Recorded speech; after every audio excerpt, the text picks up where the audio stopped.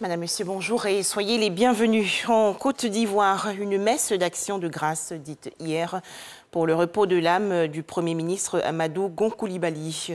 Les chrétiens se sont réunis à la paroisse Le Bon Pasteur de la Riviera dans la commune de Cocody. L'actuel Premier ministre Patrick Hachi et plusieurs membres du gouvernement ont assisté à cette messe. Plus de détails dans le journal de 13h. Toujours en Côte d'Ivoire, le projet multisectoriel de nutrition et de renforcement de l'alimentation en eau potable pour les villes de Korogo et de Ferké. Le vice-président de la Banque mondiale pour l'Afrique de l'Ouest, Ousmane Diagana, a visité le laboratoire d'analyse des sols de Sinimatiali et le site de la zone agro-industrielle dédiée à l'anacarde. Des visites pour apprécier les avancées de la Côte d'Ivoire dans la réalisation de ses objectifs de développement. Les précisions de Noël Niagno. Wandika, nous sommes à une dizaine de kilomètres de Korogo, la capitale à la région du Poro. Ici, le vice-président de la Banque mondiale pour l'Afrique de l'Ouest et centrale et sa délégation sont au foyer de renforcement des activités nutritionnelles communautaires. Ce centre a été mis en place par le projet multisectoriel de nutrition et de développement de la petite enfance. Plus loin, à Sinimatiali, visite d'abord du point d'eau, puis de l'usine de traitement. Ousmane Diagana se rend compte de l'avancée notable dans la réalisation du projet de renforcement de capacité en eau potable des villes de Korogo, Ferké et environ. Et s'est fait souligner les besoins. On a aujourd'hui les besoins de Korogo qui sont évalués à 15 000 m3. On a les besoins de Sinimatiali qui sont évalués à 5 000 m3 et les besoins de Ferké qui sont évalués environ à 7 000 m3. Il y a des villages qui sont autour, donc cela suppose que continuellement l'État doit pouvoir investir pour prendre en compte l'ensemble de ces localités pour ne pas qu'on soit à un niveau de saturation, à manque d'eau au niveau des populations. Avant-dernier site visité au pas de course de cet après-midi du dimanche 11 juillet, le laboratoire d'analyse spectrale des sols et des végétaux, un outil pour la gestion durable de la fertilité des sols en Côte d'Ivoire, une composante du projet d'appui à la compétitivité de la chaîne des valeurs de la filière anacarde.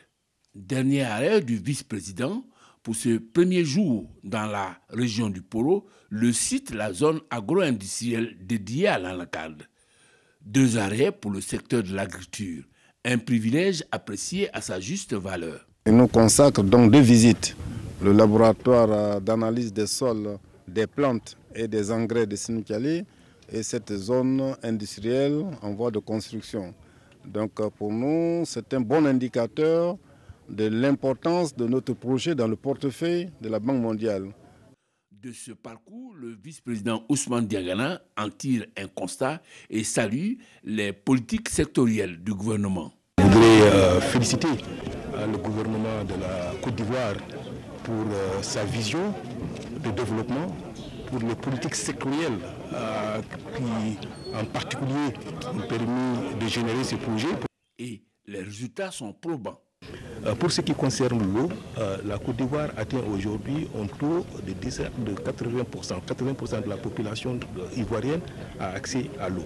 C'est largement au-dessus de la moyenne en Afrique de l'Ouest et l'Afrique centrale. Mais la Côte d'Ivoire n'a pas encore atteint l'objectif de développement du millénaire qui est de 84%. Donc nous allons travailler avec la Côte d'Ivoire pour non seulement que cet objectif soit atteint, mais que l'accès universel soit réalisé. Pour ce qui concerne la chaîne de valeur de l'anacarde, on a parlé tantôt, la Côte d'Ivoire est pratiquement le premier producteur mondial. Au-delà de la production, il faut maintenant veiller à ce que la transformation se fasse sur place, que la commercialisation ait lieu. C'est ça qui créera de la richesse, c'est ça qui permettra de lutter contre le chômage et donc créer des emplois pour les jeunes et en particulier pour les femmes. Ce sont plus de 200 milliards de francs CFA que la Banque mondiale consent pour la Côte d'Ivoire.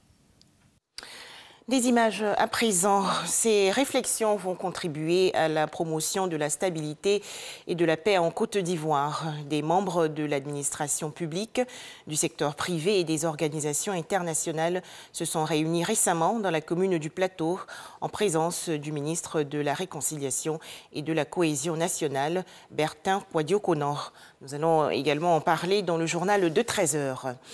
Direction l'Afrique du Sud, où les autorités judiciaires examinent aujourd'hui le recours en justice de l'ex-président Jacob Zuma, ce dernier englué dans de multiples scandales et accusations de corruption. Au Brésil, le président Jair Bolsonaro, de plus en plus critiqué dans le pays parce que fragilisé par sa gestion de l'épidémie de coronavirus et par des soupçons de corruption.